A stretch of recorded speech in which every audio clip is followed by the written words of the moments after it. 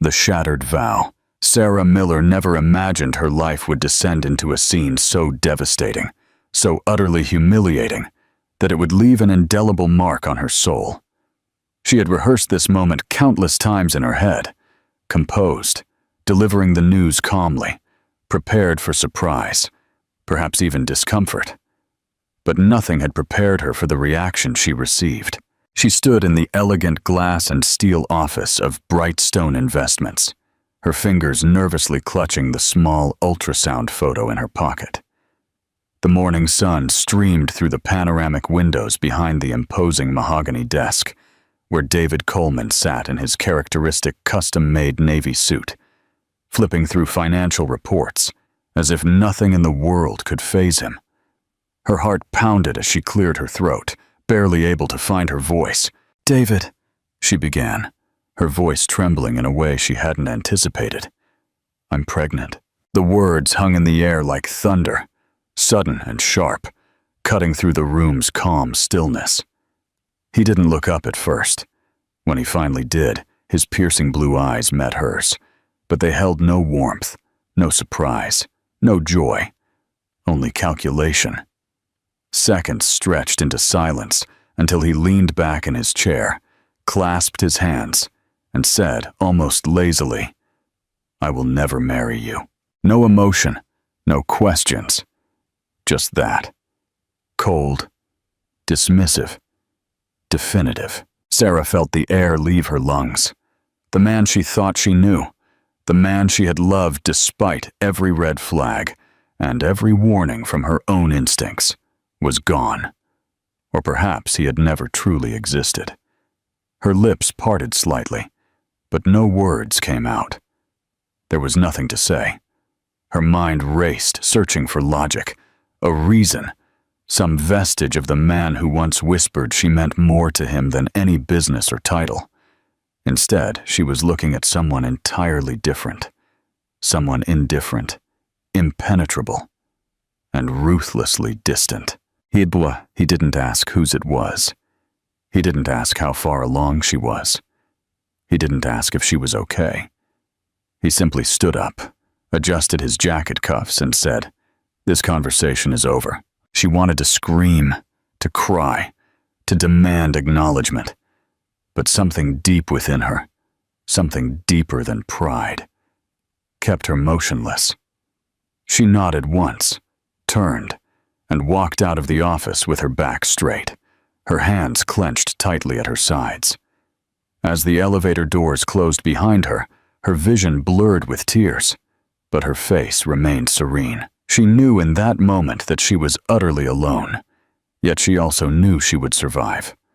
Not for him, not for the past, but for the life growing inside her.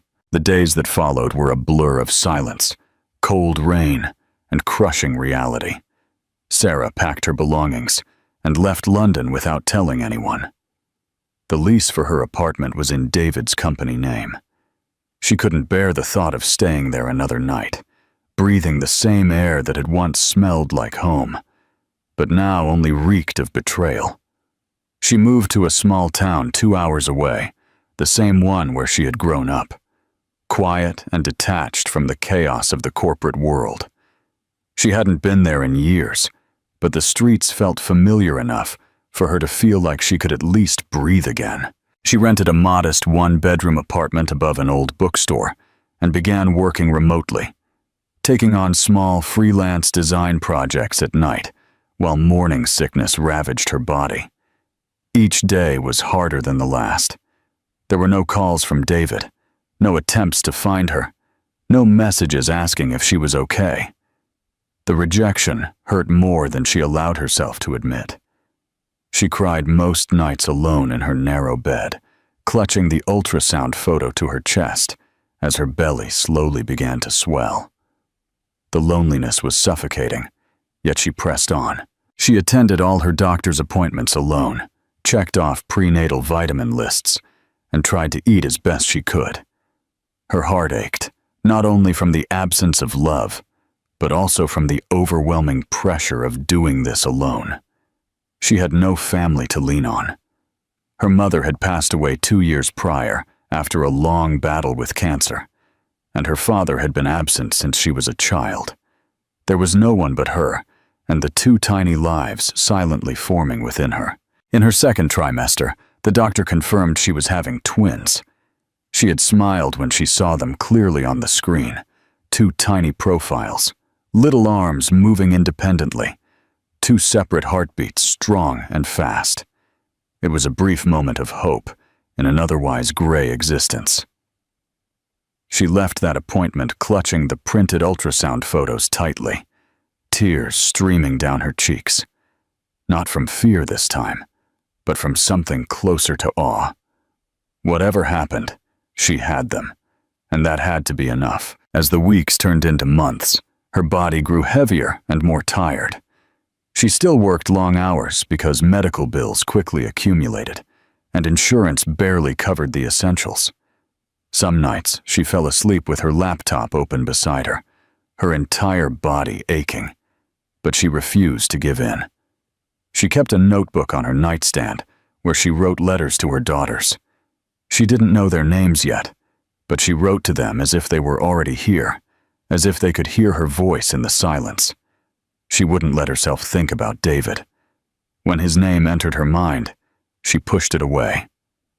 The man who had once made her feel seen had vanished like a ghost. There was no point mourning someone who had already chosen to disappear. Her focus had to be on the babies and surviving each day until they arrived. But even as she tried to let go, something in her chest remained bruised, not broken, but wounded in a way that would take time to understand. And so, she pressed on, quiet and determined, unaware that fate was already working to bring their worlds together again in a way neither of them could have imagined. Do you think David deserves a second chance to know his daughters? Or did his ego condemn him forever? Leave your comment and subscribe so you don't miss the conclusion of this story. When Sarah reached her 8th month, exhaustion had become her constant companion. The swelling in her legs made it difficult to stand for extended periods, and sharp lower back pains forced her to sleep sitting up most nights. Though she rarely complained aloud, her doctor began to note signs of concern during her weekly checkups. The babies weren't gaining weight as quickly as expected, and Sarah herself was clearly reaching her limits. After a brief scare involving shortness of breath and contractions that suddenly started and stopped, she was admitted to the local hospital for observation. What was supposed to be a precautionary overnight stay quickly escalated when one of the twins began to show signs of distress during monitoring. The doctors decided to perform an early C-section. Sarah was too exhausted to protest, barely able to process the words, as nurses gently prepared her for surgery. Everything felt surreal. The coldness of the hospital gown, the bright lights of the operating room, the murmur of voices around her. She squeezed her eyes shut and whispered a silent prayer for her daughters to come out breathing. And then she heard it. The first cry, thin and weak, quickly followed by a second, a little stronger. Tears streamed down her face. Both girls were alive, tiny, fragile, barely 5 pounds each, but breathing. The nurses whisked them off to the NICU while Sarah was stitched up and sent to recovery. The next few days were a haze of beeping monitors, IV drips, and waiting. Her daughters became Clara and Sophia, names she had written in her notebook weeks before, but hadn't dared to utter aloud until they were safely here.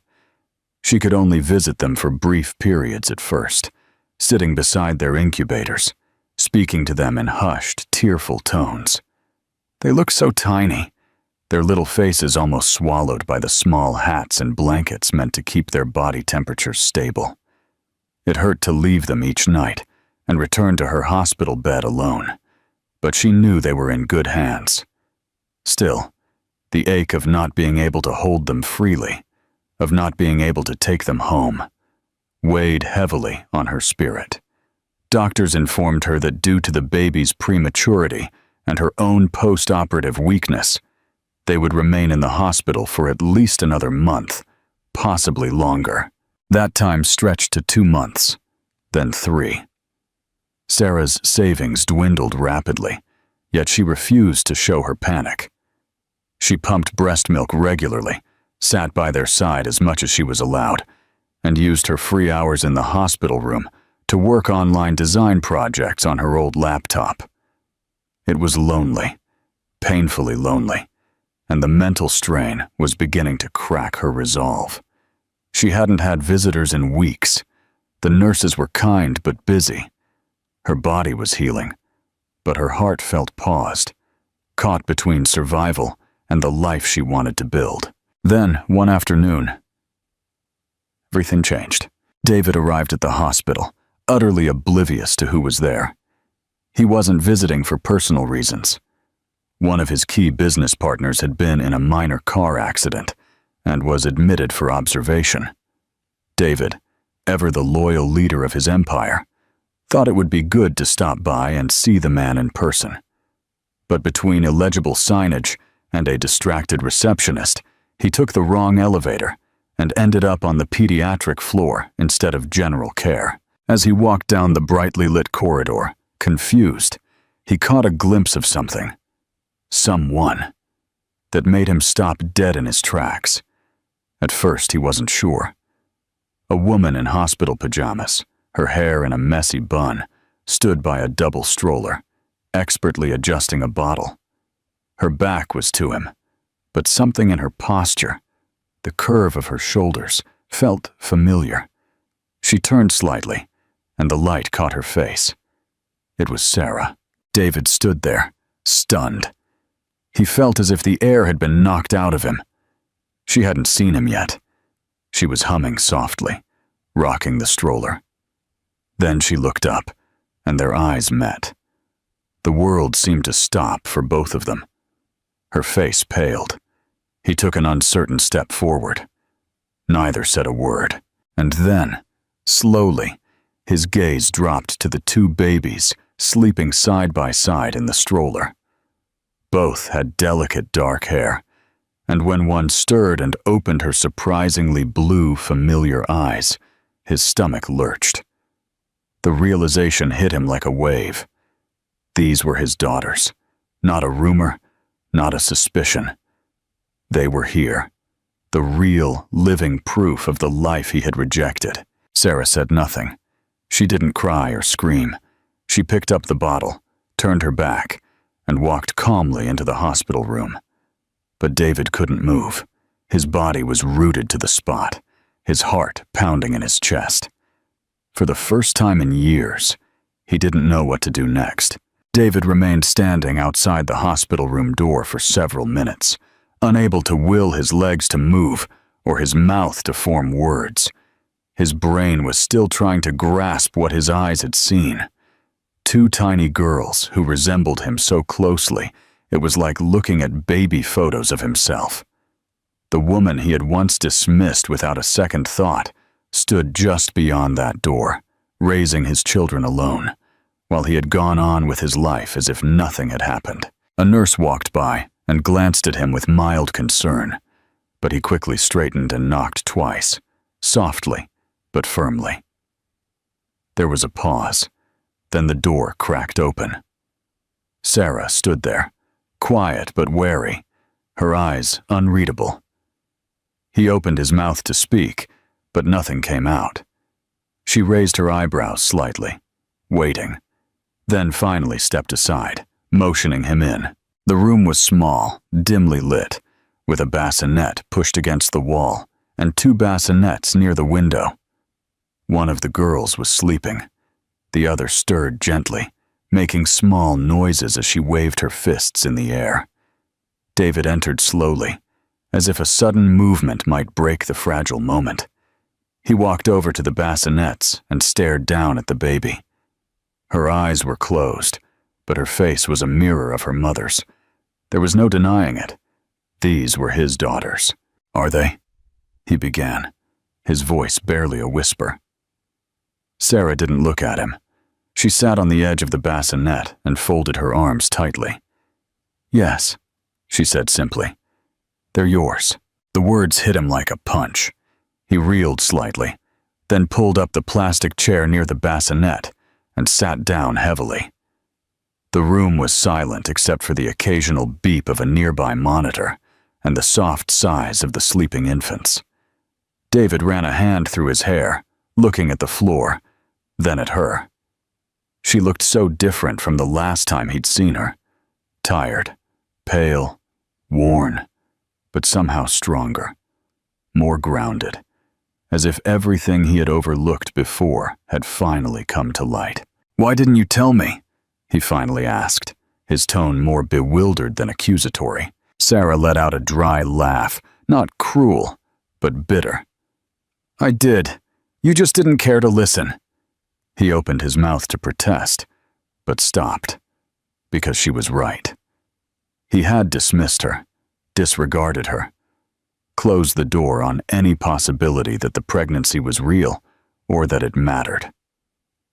Now he was sitting amidst the wreckage of that moment, trying to pick up pieces that might be too broken to repair. He looked at her again, really looked at her this time, not as a problem to solve or a mistake to erase, but as a person who had endured something he couldn't yet comprehend. "I didn't know," he said softly, "and I didn't know what kind of man I was until now." Sarah turned to him then, not softening, but confronting him head-on. "They've been in this hospital for 3 months," she said. "They were born premature. I had surgery. I almost lost one of them. I haven't left this room for more than an hour in weeks. So forgive me if I'm not exactly thrilled to see you standing here like you've won a medal for being late." Her voice didn't rise, but the anger beneath it trembled like something tightly contained. David nodded, not defensively, but with a real weight. He didn't argue.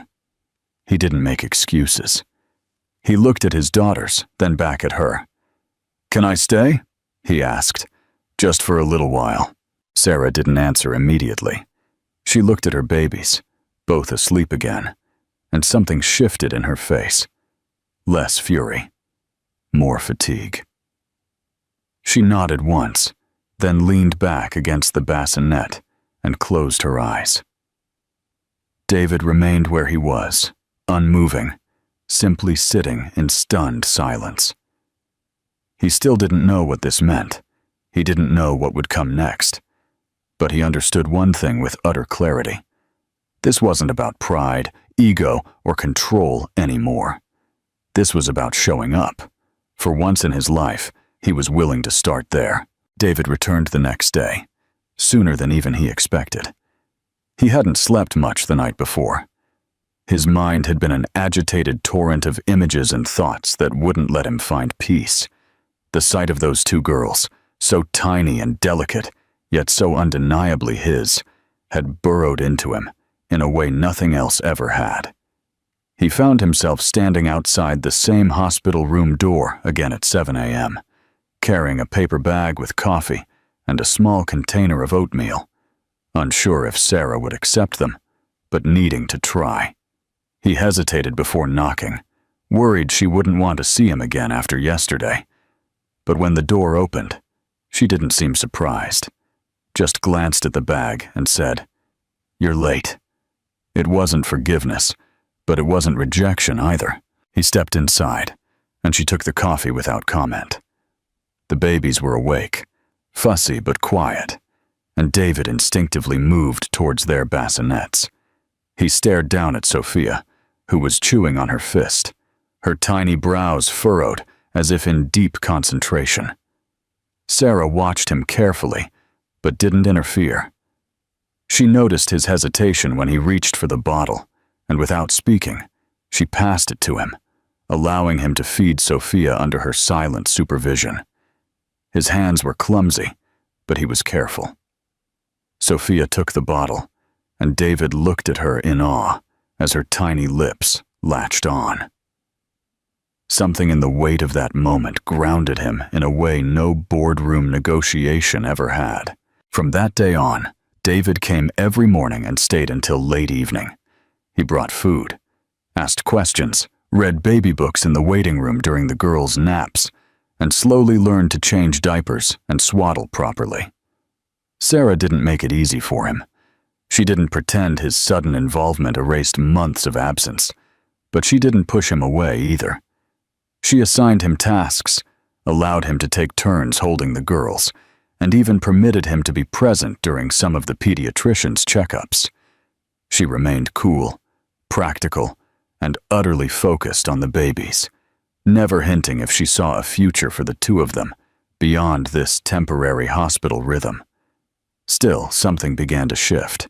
In the quiet hours of the day, when the girls napped and the nurses had done their rounds, David and Sarah sometimes talked, not about them, not about the past, but about things that felt neutral and safe.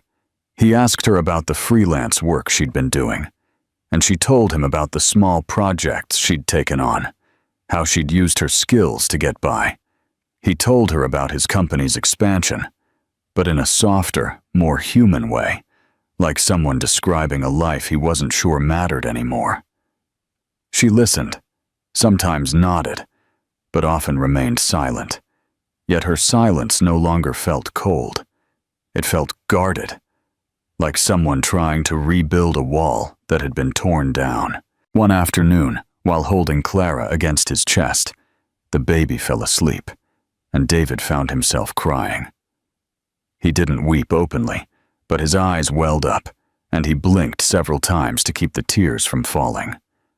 Sarah saw him and said nothing, simply passing him a burp cloth without comment, and he accepted it with a grateful look. That moment, quiet and brief, felt like the first thread of trust tightening between them. Neither spoke of it afterward, but something unspoken hung in the air from that day on. David stopped checking his phone during visits, stopped answering work emails from the hospital room. His assistants were bewildered by his absence, but he offered no explanations. For the first time in years, business wasn't first. The girls were, and though Sarah didn't verbalize it, she noticed. She watched him adapt, learn, and strive, and though she didn't utter the words aloud, a part of her was beginning to believe that maybe, just maybe, he was serious this time. By the end of the 5th week, the nurses no longer raised eyebrows when David walked in and took one of the girls with as much natural ease as if he'd always been there. And while Sarah still kept her walls high, her gaze lingered on him longer.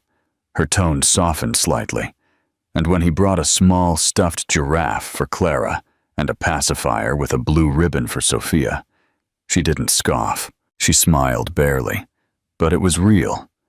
David saw it, discreetly tucked it into his heart, and didn't push for more. For now, showing up was enough. By the start of the 3rd month, David had seamlessly integrated into the hospital's daily rhythm.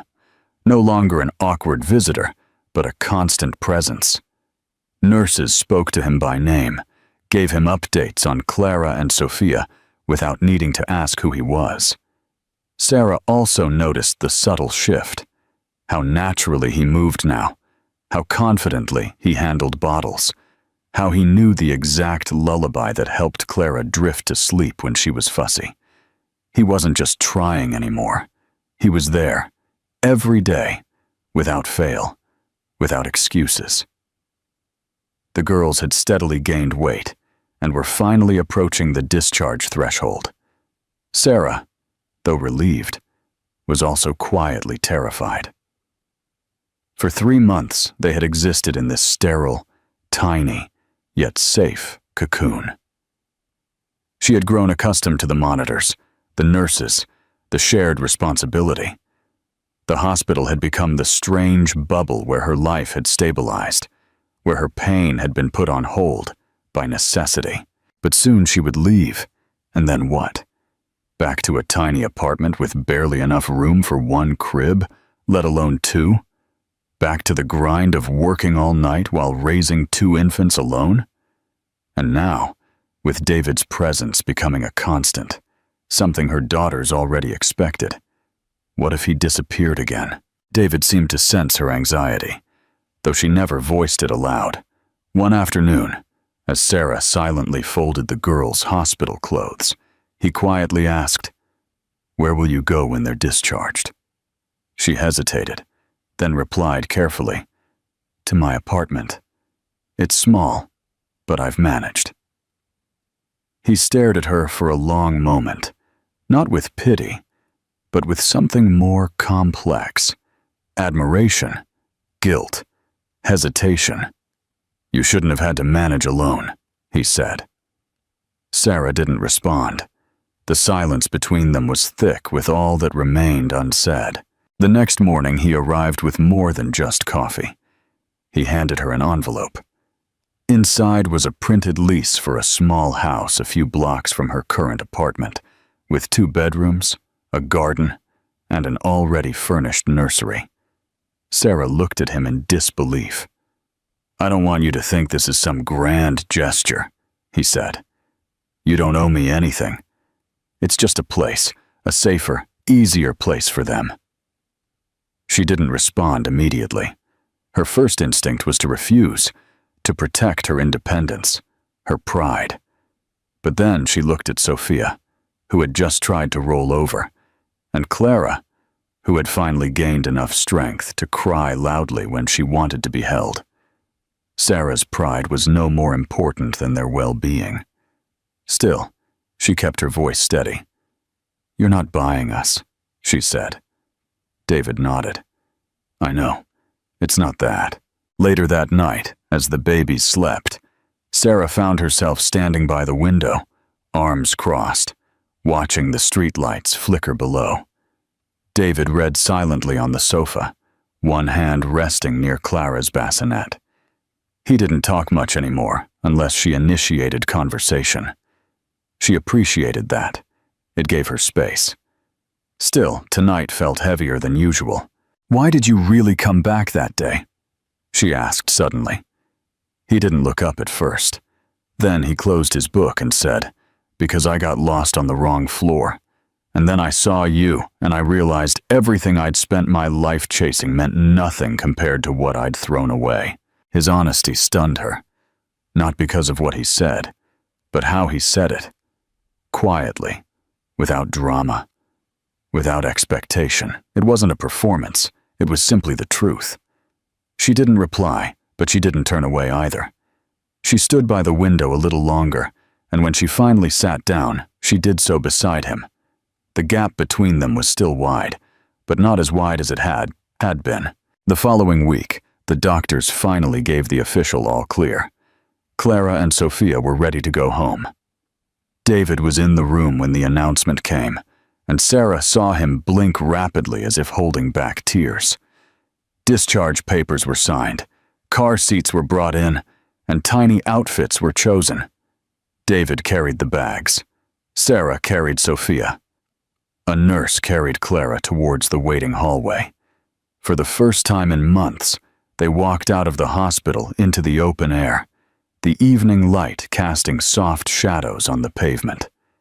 David didn't ask to come with them, didn't offer. He simply followed in his own car, parked across the street from her building, and waited until she unlocked the front door. He helped carry in the bags, then lingered in the doorway, unsure. Sarah looked at him, then stepped aside to let him in. It was small, cramped, barely enough room for the bassinets, but it was warm, and it was hers. And now, for the first time, she felt perhaps it didn't have to be hers alone. The first few days at home were harder than Sarah had imagined, even after months in the hospital. Despite the joy of finally escaping the sterile walls and artificial light, she now had to face the full weight of life on her own turf. 2 newborns demanding her attention every hour, feedings bleeding into each other, sleepless nights becoming the new normal. The apartment felt even smaller now, the cribs taking up the entire bedroom, and the tiny kitchen barely accommodating a bottle sterilizer and a pump. Sarah found herself struggling to manage even the simplest things, like showering or making a full meal. The silence of home, once a source of peace, became overwhelming in those long nights filled with crying. David didn't ask to stay. He never imposed himself. But the day after they were discharged, he showed up at her door just after dawn with bags of groceries, and she didn't stop him from entering. He moved quietly through the kitchen, putting away essentials into the fridge, brewing coffee, and making oatmeal while the girls slept. When Sarah woke to the smell, for the first time in weeks, her body felt something close to safety. She walked into the kitchen, bleary-eyed and unsure what to say. But he didn't press her, simply handed her a mug of coffee and said, "Sit, eat. I'll change them when they wake up." That became their rhythm. David arrived each morning and left late in the evening. Sometimes he cooked, sometimes he simply cleaned, but he was always present. He held the girls when Sarah needed to nap, walked them around the apartment when they were fussy, and sat with them in the dead of night when colic stole their sleep. Sarah hesitated at first, always waiting for the shoe to drop, for the moment he would stop showing up. But it never came. He returned again and again, becoming more comfortable, more familiar, more quietly entrenched in their lives. One afternoon, 2 weeks after they came home, Sarah found him sitting on the living room floor with both girls in his lap. They were dressed in matching pajamas, and he was reading a picture book about animals to them, mimicking the sounds with a tenderness she would never have expected from the man who once dismissed her so firmly. She stood in the hallway, watching the three of them in the soft glow of the lamp, something in her chest aching in a way she couldn't quite describe. It wasn't just the sight of her daughter smiling or the warmth in David's voice. It was that for the first time since she said she was pregnant, she didn't feel alone surviving. He noticed her watching, but said nothing, simply continued reading, his voice calm and steady. Later that night, when the girls were asleep, Sarah offered him a beer from the fridge, an unspoken gesture that something was shifting between them. They sat on the sofa, shoulders barely touching, the soft hum of the baby monitor filling the silence. David sipped slowly, his gaze fixed on the floor. "I think about that day in the office more than you know," he finally said. "What I said, what I didn't say. I was a coward. I was selfish. I thought leaving would make it go away." Sarah didn't respond immediately. She stared straight ahead, unsure if his remorse should comfort or anger her. But she finally said, "I didn't need you perfect. I just needed you to care." He nodded, swallowing hard. "I didn't care. Not then. But I do now." His voice cracked slightly, and he looked at her then, truly looked at her, like someone seeing the full weight of what he had lost. Sarah's hands tightened around her mug. She wasn't ready to let go of all the pain, not yet, but she was also tired of carrying it alone. "This isn't about us," she finally said. "It's about them. I can't afford for them to trust someone who won't stay." David nodded again, this time more slowly. "Then I'll keep staying until you believe I will." And he did, day after day. Sarah stopped counting after the 4th week. By then, he had also started helping with her freelance work, setting up her website, handling small invoices, giving her the space to catch a few hours of sleep between client calls and bottle feedings. He never brought up their past unless she did, never hinted that he wanted more. He simply became part of their lives, a quiet, unwavering support. Even the neighbors started referring to him as the girl's dad, and Sarah didn't correct them, because in every real sense he was. When the girls turned 6 months old, David surprised her.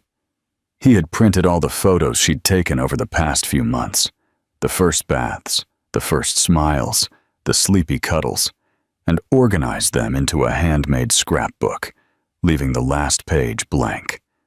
When she asked why, he said softly, "Because we're still writing the rest."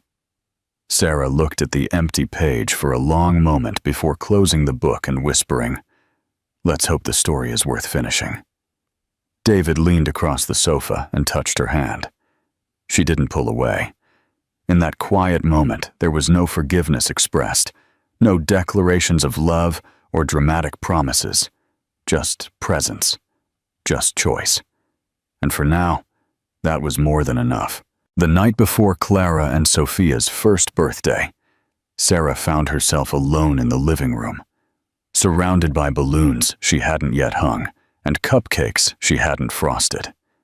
The girls were asleep in their cribs after a chaotic afternoon bath, and David had gone to pick up some last-minute decorations from the store.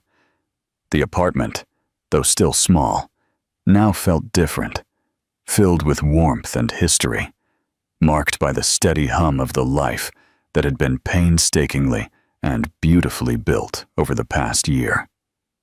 The walls bore the signs of their story: framed photos, crayon smudges, and even a small dent near the hallway from when David accidentally bumped the stroller into the corner. Sarah stood in the quiet, her arms wrapped around herself, trying to take in the reality of what they had become. This year had tested her in every imaginable way. There were nights she cried alone in the bathroom just to release the pressure of being everything all at once: mother, provider, protector. But David had been there every single day, quietly reinforcing the foundation beneath her with actions, not promises. He never pressured her, never rushed her healing, never made demands about what their relationship should be. Instead, he poured himself into the role of a father with a devotion that sometimes awed her. He remembered every doctor's appointment, handled middle-of-the-night fevers with quiet precision. He had memorized their favorite songs, their feeding schedules, even which pacifier each preferred. Somewhere along the way, without either of them announcing it, they had become a family. When he returned that evening, arms laden with streamers and paper crowns, he gave her a tired but genuine smile. "I think I bought out the entire party aisle," he joked, but Sarah could hear the underlying nervousness in his voice. They both knew what this night symbolized. It wasn't just a birthday. It was the end of the first chapter, and possibly the beginning of something more. After the girls were back in bed, after story time and lullabies, and Sophia's stubborn refusal to sleep until David had rocked her for a full 10 minutes, Sarah and David found themselves sitting at the small kitchen table, sharing a slice of birthday cake. The air was different, more fragile. She looked at him and said, "You've done more than I ever expected of you." He looked back at her, carefully. "I didn't come here to prove anything. I came because I couldn't imagine not being here." She hesitated, then got up and walked over to the small shelf in the living room where the scrapbook still sat. She opened it to the last page, the blank one, and slid in a photo she'd printed just hours before. It was all four of them, on the sofa, the girls in matching pajamas, David laughing heartily, and Sarah looking at him with an expression she hadn't realized had been captured: hopeful, open, complete. She slid the photo into the sleeve and whispered, "That's our new first page." David walked across the room slowly, unsure what to say. But before he could speak, Sarah turned to face him. "You hurt me, more than I thought I could ever recover from," she said, her voice steady. "But you stayed.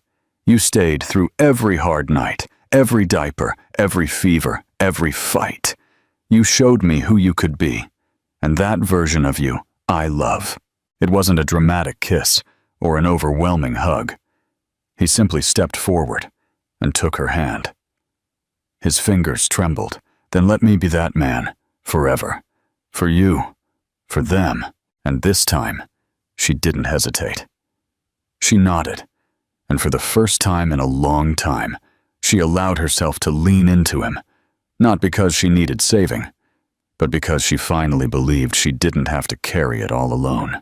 The next morning, their apartment was filled with laughter, with tiny squeals, and the slightly off-key singing of two tired but joyful parents. Balloons bounced against the ceiling, streamers tangled on chairs, cupcakes smeared on small hands. It wasn't a perfect party, but it was real, and that made it beautiful. Friends stopped by with gifts, neighbors popped in to hug the girls, and Sarah stood by the window at one point, holding Sophia while Clara crawled after a balloon, and felt an overwhelming sense of peace. David came up behind her, his hand resting gently on her back. "I know I can't go back and rewrite everything," he said softly, "but I want to write the rest with you, whatever it is." Sarah turned and kissed his cheek.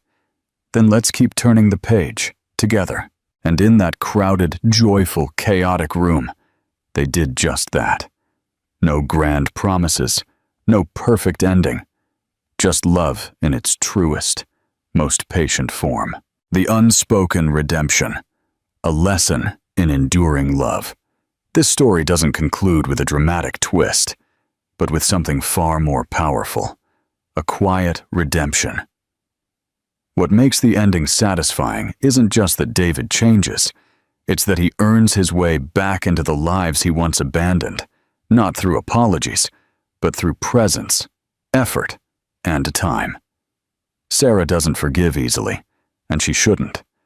Her strength lies not just in surviving alone, but in choosing to let someone back in on her own terms. The girls, too young to know their father's past mistakes, become the very reason he transforms into someone worthy of trust. That's what gives this story its weight. Not just love found, but love rebuilt. And in a world where people often walk away when things get tough, seeing someone stay, truly stay, is the most impactful and beautiful ending of all. If this story moved you, share it and leave a comment with your favorite moment. And don't forget to subscribe for more stories that will touch your heart.